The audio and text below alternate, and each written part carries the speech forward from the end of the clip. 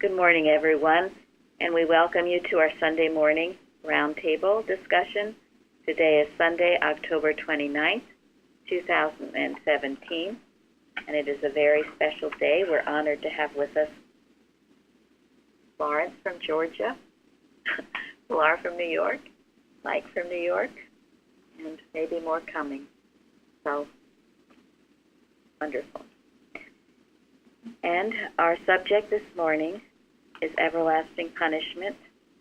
And before we get into the lesson, there are two matters I wanted to talk about. The first was something that Jeremy found about matter and antimatter. Jeremy? Yes, at the facility called CERN, I think it's in Switzerland, it's like a particle accelerator.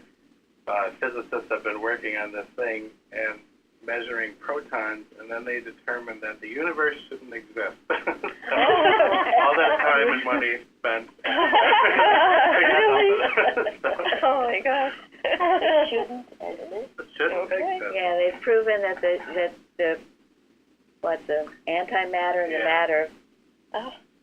They're essentially the same as far as the measurements go. So there's no reason why. I don't know. They said that the universe is supposed to rely on the two things being opposite, but they can't find any opposition there. So they're finding out the unreality is matter. The unreality is matter. Okay, and then before we get into the next subject, we will have our morning prayer. And this morning it's Elsie. Hear our prayer, O gracious Father, author of celestial good, that thy laws, so pure and holy, may be better understood. As the dew before the sunlight melts and fadeth from our sight, so may every doubt and error fade before eternal light. Armed with faith, may we press onward, knowing nothing but thy will, conquering every storm of error with the sweet words, peace, be still. As the starry hosts of heaven speak the wonders of our God, so to us shall strength be given to proclaim his truth abroad. Like the star of Bethlehem shining, love will guide us all the way from the depths of error's darkness into truth's eternal day. Well, thank you, Elsie. Yes, Elsie. And then, from miscellaneous writings, we today in this classroom are enough to convert the world if we are of one mind, for then the whole world will feel the influence of this mind, as when the earth was without form, and mind spake, and form appeared. And who would like to volunteer for next Sunday's morning prayer?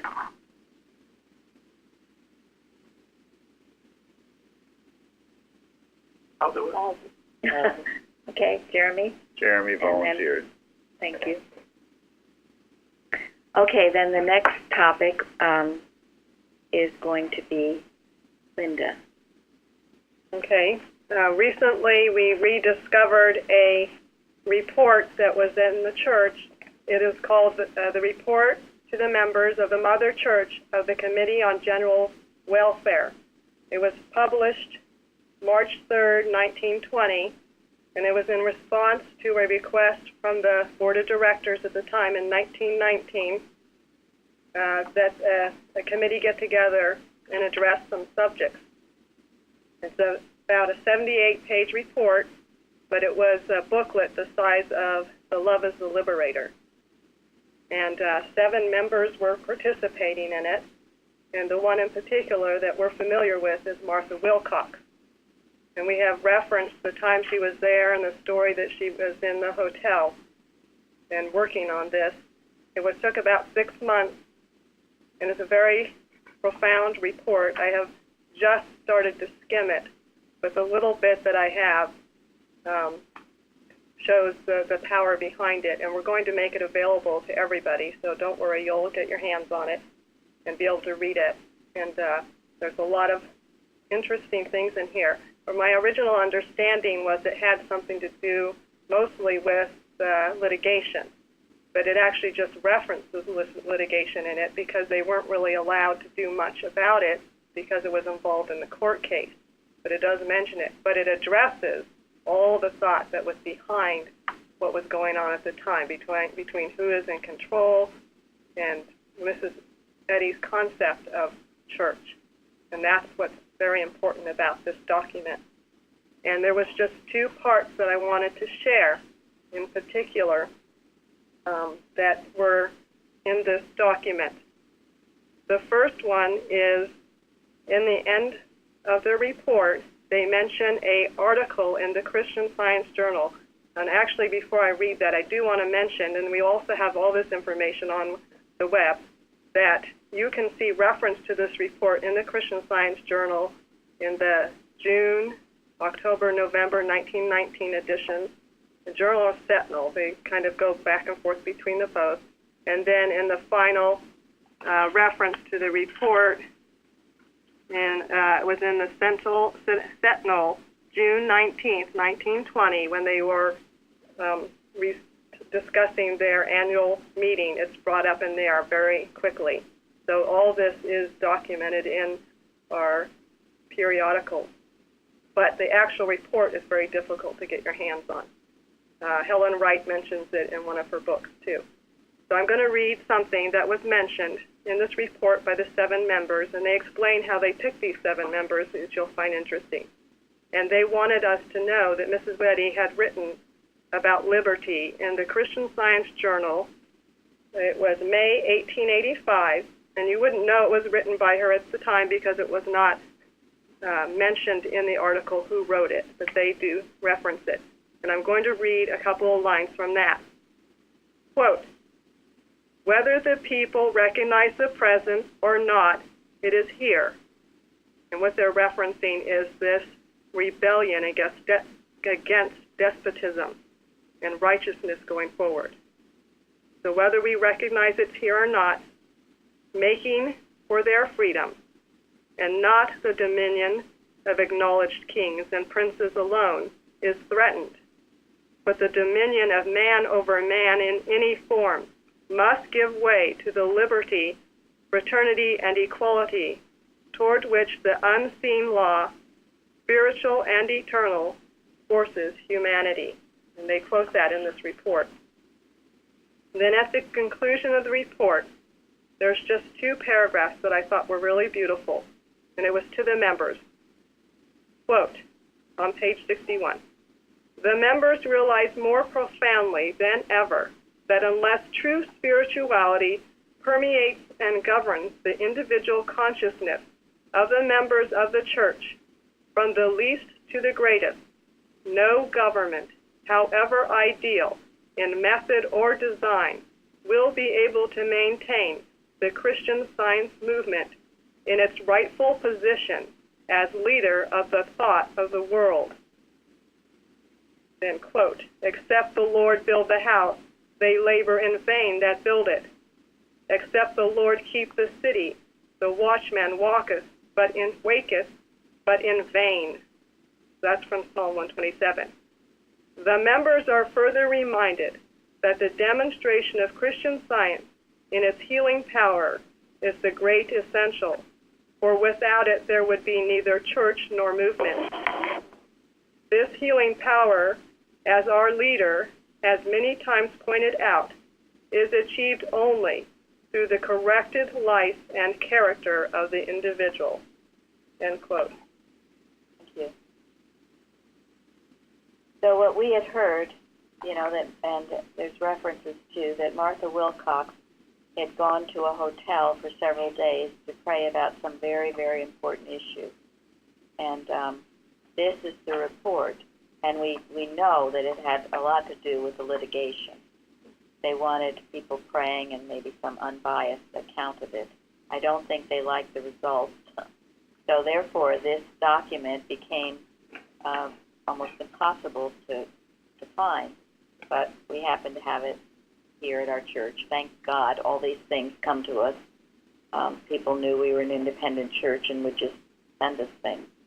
So we will now. We're going to make it available. They want to hide it. We're going to not hide it. We're going to put it on the website. Everybody can read it and make it available. Any comments? But I'm very grateful. Linda has been Linda and Shardy very lovingly been cleaning up our Sunday school room and going through things and organizing it, because we've had so many things given to us, boxes sent. Many of us here have not had the time to go through everything, and so they are organizing it. And very grateful. I love the thought of Christian Science as the leader of the thought of the world. Thank you. That's exactly right. What did they say? As goes Christian Science goes the world.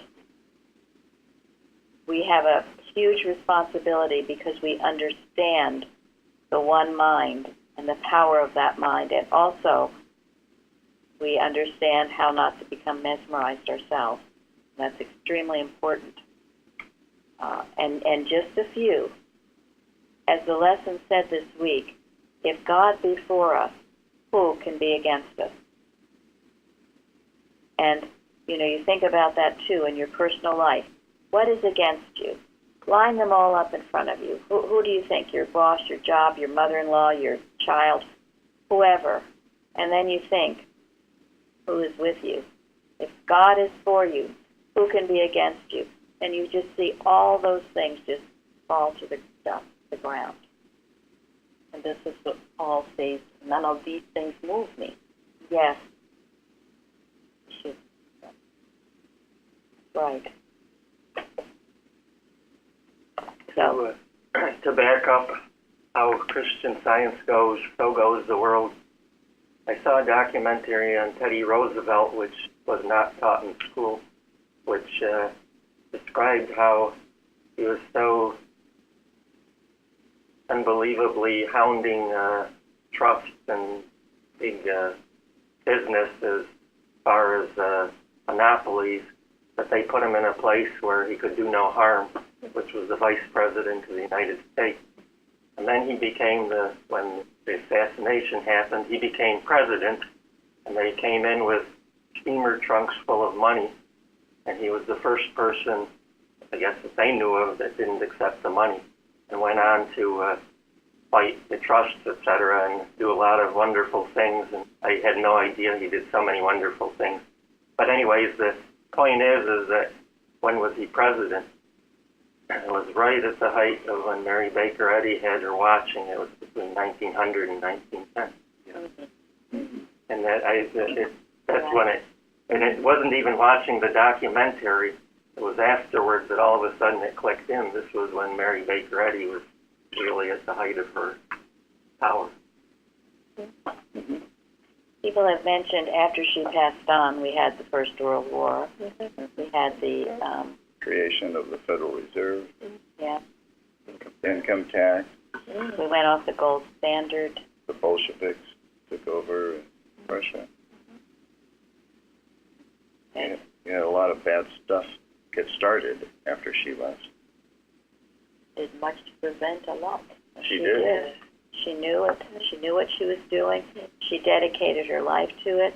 If you go to Chestnut Hill, you'll see the porch where she sat and the beautiful little rocking chair that her Asa Betty had given her.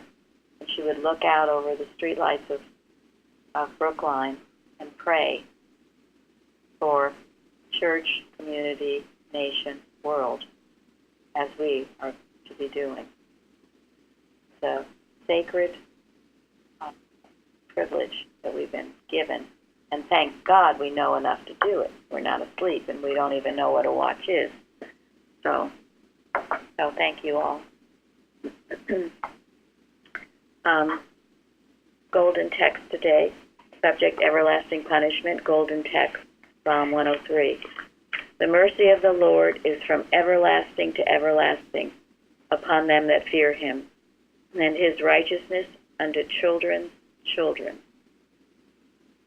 Now, thank you all. The forum has been just wonderful, and this week I was just blown away. All of you who wrote such beautiful things. I hope we can get to all of them. But we'll start. Gary wrote about everlasting to everlasting. Yeah, I mean, the only thing that is everlasting is the mercy of God, when you think about it. I mean, the idea that punishment could be everlasting, or that damnation could be eternal, I mean, these are all human theories, contrivances, and they're things that are made up by the human mind to try to control people out of fear and ignorance. You may think that they might have had a good reason in the first place, but it's a wicked belief to throw on people. Thank God for Mrs. Eddy, who cut through it all and realized that there was no gray zone here. This idea of mortality and having to accept a little bit of evil or a little bit of, whatever, is not true at all. And that is what frees us. This is what Jesus was trying to get across to people.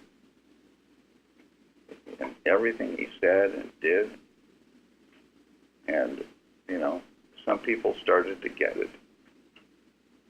People didn't. And of course, he was crucified for it. We think, we know too, that some of the people who started to get it, including Mary Magdalene, one of the women, that they did write gospels, but they have been hidden. The Catholic Church has hidden them, and others too. So the everlasting punishment is very prevalent in the Catholic Church, and like if you do something wrong, you're going to pay for it somehow, if not in this life, next life, and the purgatory and all that kind of good stuff that they kind of push. And what is so sad is that they start when the children are small. So this is kind of indoctrinated in you, and you grow up with all kinds of hang-ups and fears, and because of this teaching. Thank you. And it's very hard to break. They say, give me a child from the age of... Oh, yeah. Until the age of 12. And that's why Mrs. Eddy has these subjects.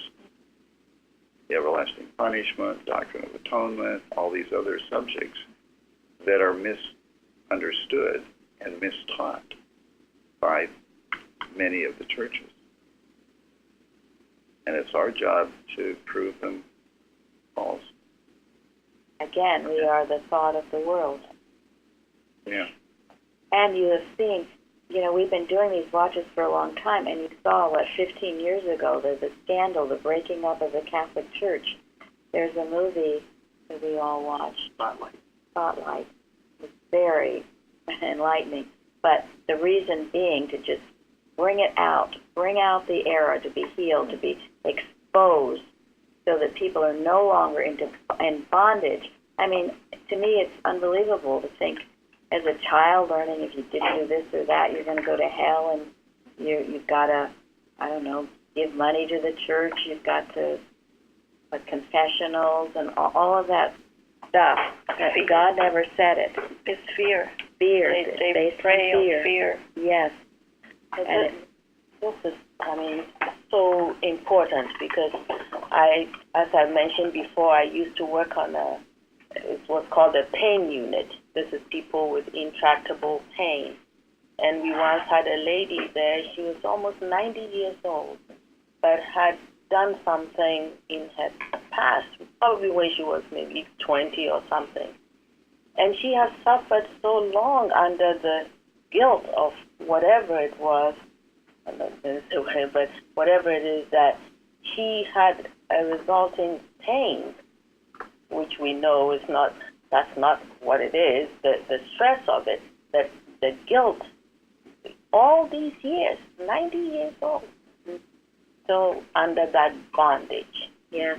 So here's the liberty, like you read in the report. The liberty, yes.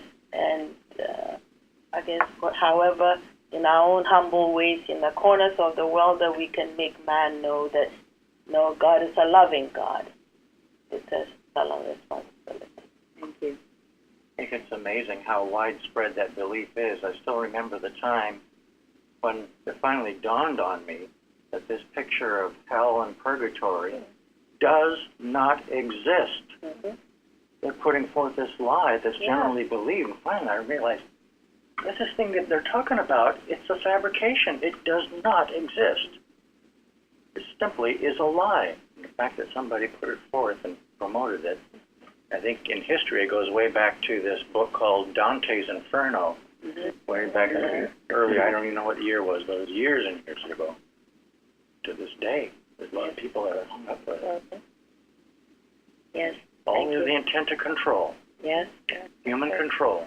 But to think that Christ Jesus is coming, he gave us his son to die for us. It's not understood or bypassed, or it's read, it's said, but what did it mean? It meant our freedom. And here it is, still in bondage. Yeah. Maybe. Yeah. And again, this isn't people. It's not. There are many, many, many Catholics who are good, kind, charitable people.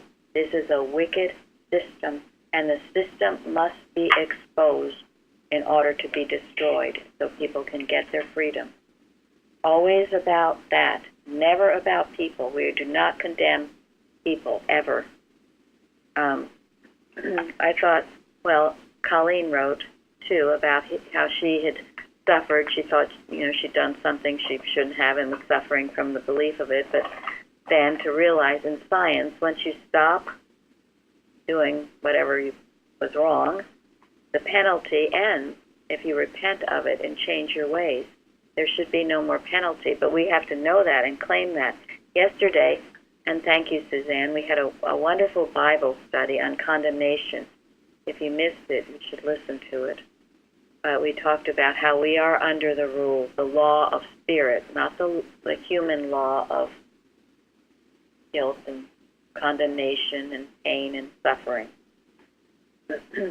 I thought, too, I wanted just to mention the watching point. Does anyone remember the gist of it?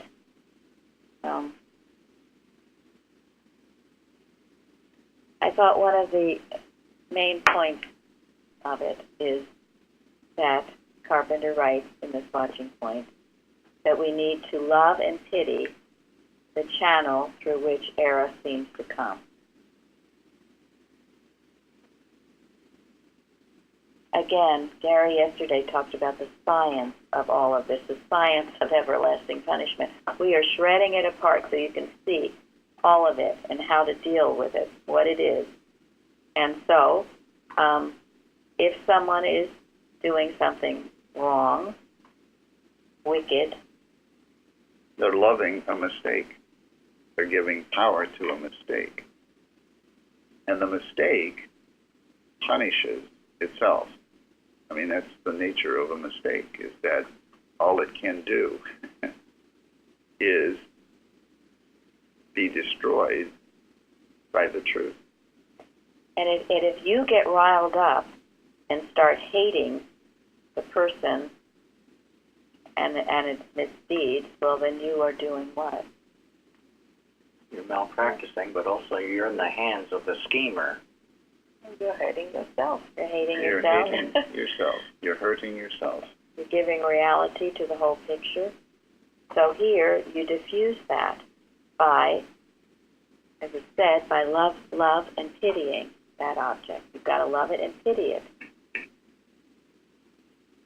And that love, if it's divine, not human, has all the power of God to heal. You know, was it last week or so, we talked about, what do you do if you see someone doing something wrong? And Gary said about, you ask God what that person needs. That's the pity and the love. If someone is doing something horrible, they need the truth. And if you can get to that point where you're seeing that and not hating them, you're in a good spot. That's what Jesus said. He saw the perfect man, where others saw a sinning mortal. So remember that in unwinding our snarls about everlasting punishment. And the other that was very important, Elizabeth wrote about in Revelation, and I heard a voice saying in heaven, now has come salvation and strength and the kingdom of our God and the power of his Christ, for the accuser of our brethren is cast down, which accused them before our God day and night. Elizabeth here, right? Elizabeth, do you want to comment? Yeah, I mean, that just struck me. Accuse them before our God day and night. It's a continual, it's what error is continuing to do, and we have to put on the armor of Christ and be as in full-time employment declaring what is true, that, we are God's creation and putting all the power on the side of God good. That's the thing. That's why this is called aggressive mental suggestion. It will just eat you alive. And if there's anyone here who hasn't been eaten alive, I'd like you to raise your hand. Tell us how you escaped it all. You let it get started on you, and there's just no end. And you think, okay, well, it's because I'm a single person and I'm miserable. That other person's married. That's why I have all these problems. Well, you go to that married person and you'll hear it. So don't give me that argument. You never heard their story. They have their story. And I'm telling you, if it's not that's bothering you, it will be something else. If you let it go to you, it will find something else. There is no end to it. That is why it's the accuser. That's what it does. That's why you do not listen to that voice. That's why you tell it to shut up. You tell it to go to hell. And I mean go to hell. It goes back to where it came from and destroys itself. You demolish it. You do not fool around with it. Don't give it an inch. It will take that mile. And then it refers to this, which is one of my favorite things in the world. Never was there a more solemn and imperious call than God makes to us all right here, for the fervent devotion and absolute consecration to the greatest and holiest of causes. The hour is come. The great battle of Armageddon is upon us. The powers of evil are leagued together in secret conspiracy against the Lord and against his Christ, as expressed and operative in Christian science. Large numbers in desperate malice are engaged day and night in organizing action against us. Their feeling and purpose are deadly, and they have sworn enmity against the lives of our standard bearers. What will you do about it? Will you be equally in earnest for the truth? Will you doff your lavender kid zeal and become real and consecrated warriors? Will you give yourself holy and irrevocable I never get that one. Warriors to the great work of establishing the truth, the gospel, and the science which are necessary to the salvation of the world from error, sin, disease, and death. Answer at once and practically, and answer aright. It's page 177 of Miscellaneous Writing. It's Mrs. Eddy's remarks for the 4th of July. It should be in you, and this is the answer to this accuser. If you're just living your life and zipping around and, oh, go away, I have to go to work today, that's not going to handle this. You've got to know you've got a mission, and by God, you're going to fulfill that mission. And anything or anyone or any suggestion that gets in the way, you are going to plow over with the might of God. And if you do that, this accuser will shut up. And it deserves to shut up. And hello, Tom. Good morning. So you get that into you. In what daily duty does Mrs. Eddy talk about being condemned? Who can quote it? It's the third. It is the duty of every member of this church to defend himself daily against aggressive mental suggestion. Go ahead. Yeah, that's the beginning. Aggressive. And not, it is the duty of every member of this church to defend himself daily against aggressive mental suggestion and not be something. To forget nor to neglect his duty. Duty to God, to his leader, and to mankind. By their works they shall be judged or justified or condemned. By their works they shall be justified or condemned. Thank you. This is your answer to get out of the accuser. When it comes at you, you say, this is making me forget or neglect my duty to God, my leader, and mankind. That's what this accuser is about. If you see it impersonally like that, you will be able to smash it. If you just are living your dipsy little life, you won't. I've tried, it didn't work. You've got to take the offensive and attack it. And I will tell you, that is everlasting punishment, isn't it? The accuser listening to it. Yes. And anyone can have it. Hell or heaven. You can live in that hell. You can hear that accuser accusing you day and night, or you can fight back and say, I've got God's work to do. You are not going to shut my testimony up, and kill it. That's how you deal with everlasting punishment and the accuser. And when you take the offensive and kill it, then you realize that it was never a real thing in the first place, and you will no longer fear it. Thank you. And when you detect it again, you will be instant in destroying it. But if you diddle with it and try to sweep it under the rug, you will always think of it as something real that you need to fear, and it will dog you until you get so far in the mind of Christ that it no longer has any influence over you. Thank you. Because otherwise it would seem real, and it is not real. It is an impersonal, aggressive mental suggestion that's out to try to stop your testimony for God. And we all have our testimony, every one of us. If you think you don't, then you better find it. But you've got it. Mike? Thank you so much for that specific use of that daily duty, because I've been thinking that I've handled some of these issues. Now I realize they're going all the way back to when I could first remember, and it turns out I haven't. You know, even though I'm thinking I'm practicing Christian Science, and obviously I'm not, because I haven't killed it. So I will give that a test and go from there, because that sounds like a wonderful way to handle it right from the get-go. So thank you very much. On page 205 of Blue Book, Mrs. Eddy says that every time a claim keeps coming back, handle it. Handle it each time. Its effect gets milder and milder until it disappears. Thank you. Very good. Yes. I remember a while ago I was constantly being barraged by evil, and finally I got help from practitioner, Mrs. Evans. She was wonderful help.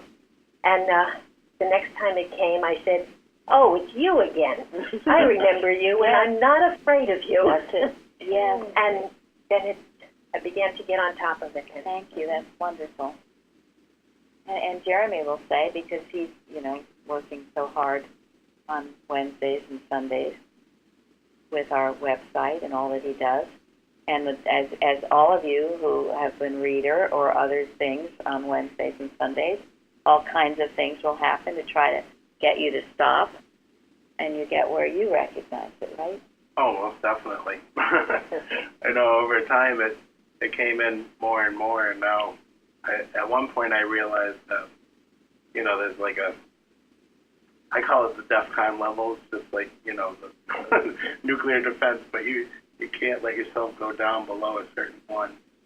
Even though, like, Wednesday after the service, it feels really good, you can't go down to zero. You can stay. There's still work to do. So. Mm-hmm. Never absent from your post, never off guard, never ill-humored, never unready to work for God. Suzetti, her article, Obedience. So you have to maintain that level, and it's not dreary and horrible, because what's dreary and horrible is having the accuser after you day and night. This is a wonderful way of life, but you've got to get into your mission. You've got to unself your purpose and know you're here for a greater purpose, and that's why the daily duties are so important. And that one is called, what was the name of that daily duty? Alertness to duty. So anytime you go down into your depths of despair and your tragic life, you are forgetting your duty to God, your leader, and to mankind. And you will be condemned. And how are you condemned? By letting those vicious voices talk. Until you shut them up, no fun.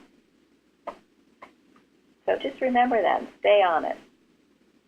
It's much more fun to face it and overcome it and defeat it and do what God has for you to do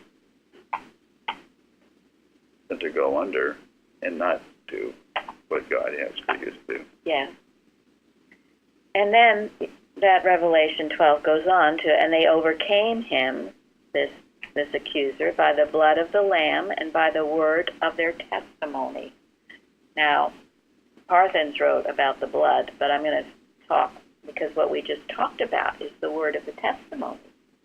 When Eris speaks, you speak louder. You tell him your testimony. You say, I'm here to do God's work. And God helped me this time and that time and this time and that time, and I don't believe you're real and I'm not listening to you. That's your testimony, and you don't let anybody, anything, anyone take it from you. Who and what you are, it's your testimony. How you got here, how God has loved you. That's how you defeat the accuser. Okay, and then Parthens talked about the blood of the Lamb. Does anyone remember anything? I don't remember particularly about that, but what really hit me was, I don't remember if it was last week or you talked about the pure in heart, and you read the Dixon letter. And I never understood the blood of the Lamb or how the Lamb was defeating this, but I realized it was the pure in heart, and that was really powerful to me. Yes. And I love how this all comes together so that it is interconnected and builds off each other. So. Yes.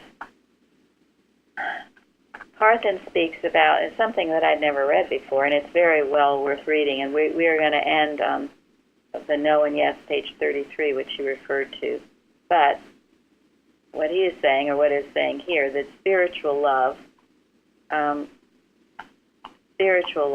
is the blood, and it destroys hate, and it blesses its enemies. It's more than just this, that you die for your friends. It reaches beyond that to destroying hate and blessing your enemies.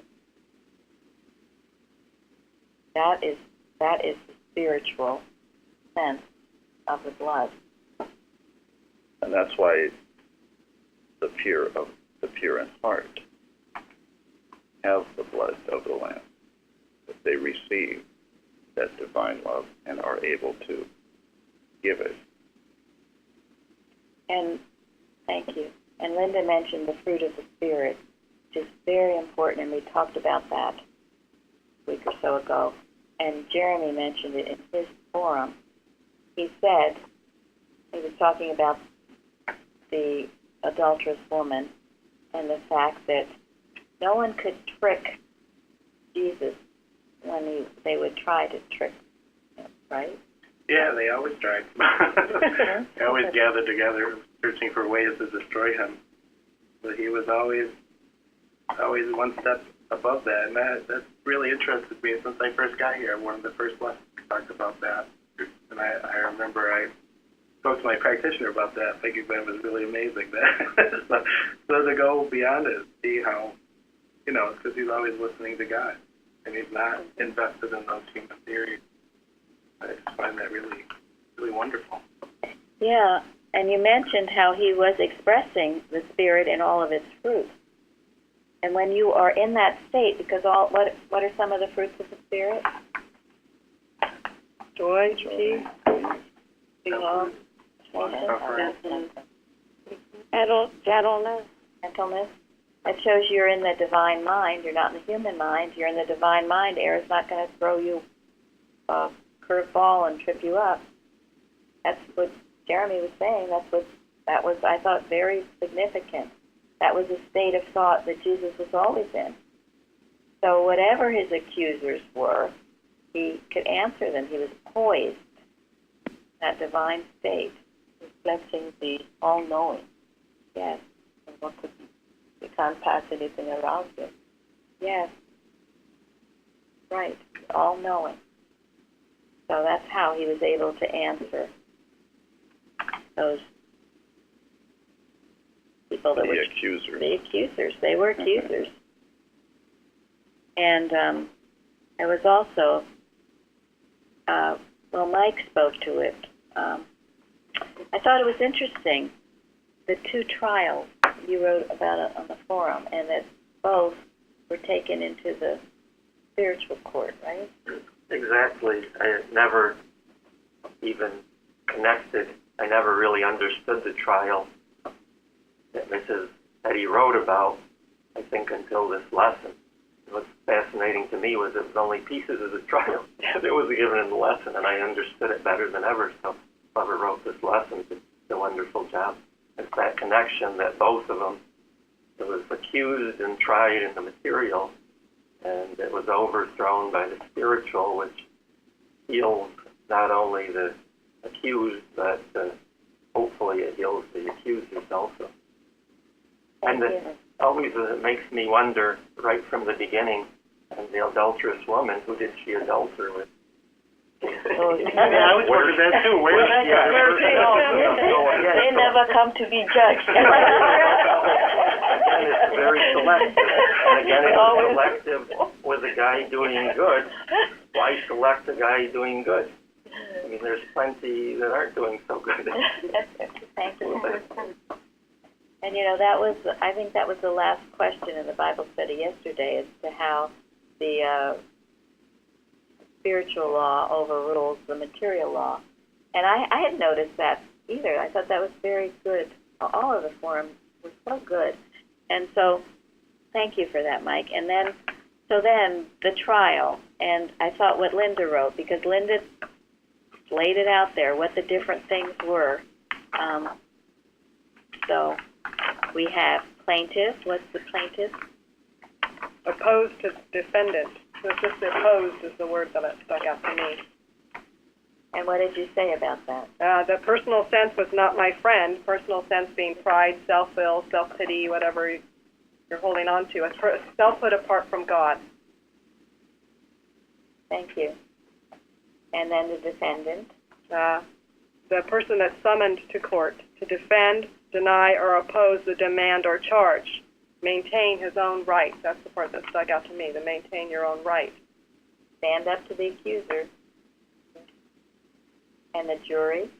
It was really sworn to inquire into and try any matter of fact, and to declare the truth on the evidence given them. So what fact are you going to put forward and declare what truth? And I mean, really, there's one truth, but depending on what court you put yourself in.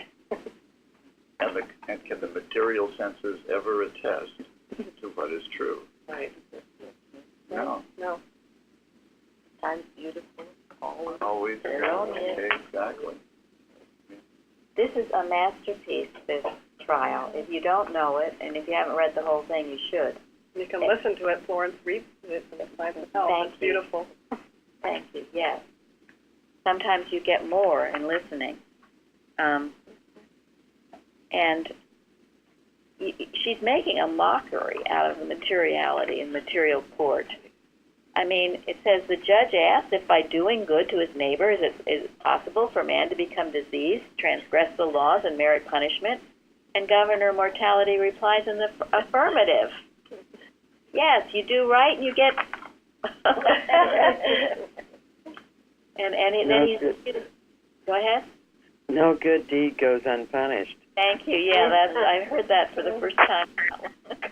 And then because he loved his neighbor as himself, mortal mind has been guilty of benevolence in the first degree. Benevolence, imagine that. And this has led him into the commission of the second crime, liver complaint, which material law condemn as homicide. So think of how this, and this is why those pages 390 to 393, when you find yourself in a corner, she says, you argue like a lawyer on your behalf. You give it hell. Fight for your rights, your divine rights, God-given rights. Whatever's your duty to do, you can do without harm to yourself.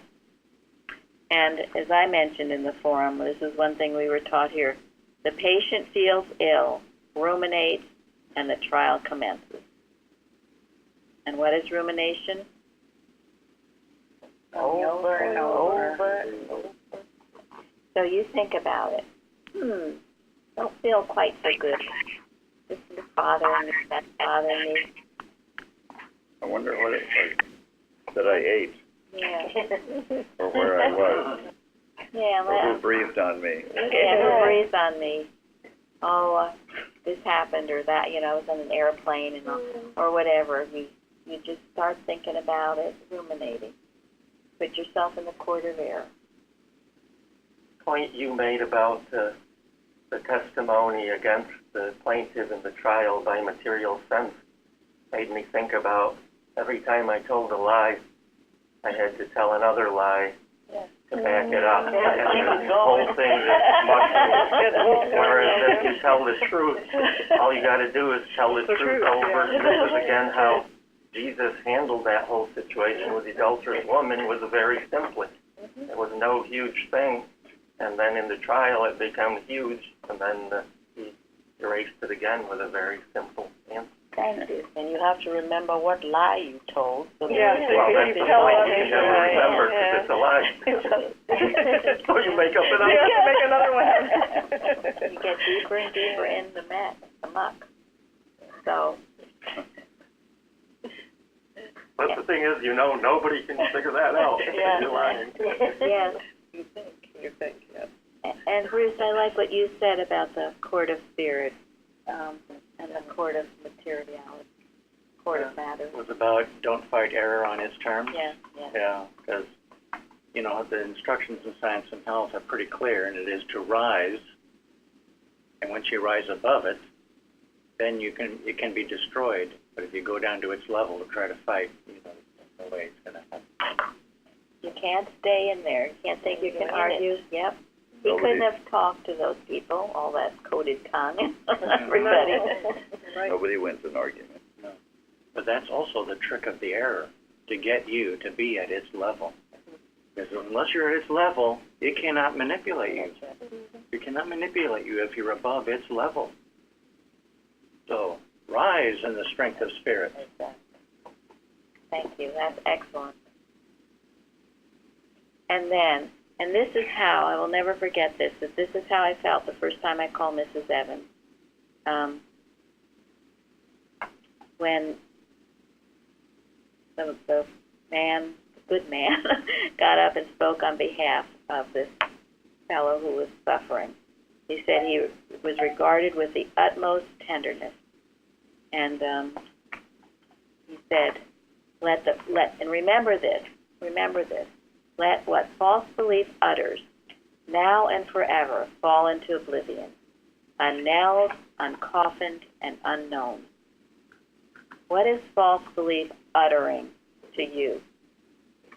Let it now and forever fall into oblivion, unknelled, uncoffined, unknown. As Bruce just said, you don't discuss it. And then Our statute is spiritual, our government is divine. Shall not the judge of all the earth do right? And after that was done, the guy, it said, we noticed as he shook hands with his counsel, Christian Science, that all sallowness and debility had disappeared. His form was erect and commanding, his countenance beaming with health and happiness. Divine love had cast out fear. Mortal man, no longer sick and in prison, walked forth, his feet beautiful upon the mountains, as one that bringeth good tidings. That's what Christian Science does. Isn't it wonderful? Okay, so we are going to end with what Parthens referred to, and no one yet, page 33. And Gary will read it first. Is there no sacrificial atonement? Self-sacrifice is the highway to heaven. The sacrifice of our blessed Lord is undeniable, and it was 1,000,000 times greater than the brief agony of the cross. For that would have been insufficient to ensure the glory his sacrifice brought and the good it wrought. The spilling of human blood was inadequate to represent the blood of Christ, the outpouring of love that sustains man's at one with God. So shedding human blood brought to light the efficacy of divine life and love and its power over death. Jesus' sacrifice stands preeminently amidst physical suffering and human woe. The glory of human life is in overcoming sickness, sin, and death. Jesus suffered for all mortals to bring in this glory, and his purpose was to show them that the way out of the flesh, out of the delusion of all human error, must be through the baptism of suffering, leading up to health, harmony, and heaven. Physical torture affords but a slight illustration of the pangs which come to one upon whom the world of sense falls with its leaden weight in the endeavor to crush out of a career its divine destiny. It was not to appease the wrath of God, but to show the allness of love and the nothingness of hate, sin, and death that Jesus suffered. He lived that we might also live. He suffered to show mortals the awful price paid by sin and how to avoid paying it. He atoned for the terrible unreality of a supposed existence apart from God. He suffered because of the shocking human idolatry that presupposes life, substance, soul, and intelligence in matter, which is the antipode of God, and yet governs mankind. The glorious truth of being, namely that God is the only mind, life, substance, soul, needs no reconciliation with God, for it is one with him, now and forever. So we've unraveled many of the mysteries of everlasting punishment. And we have Darius here today. Hello. Darius, good morning. So thank you all for joining our roundtable discussion, and we look forward to a powerful service with you all. Thank you. Thank you. Thank you.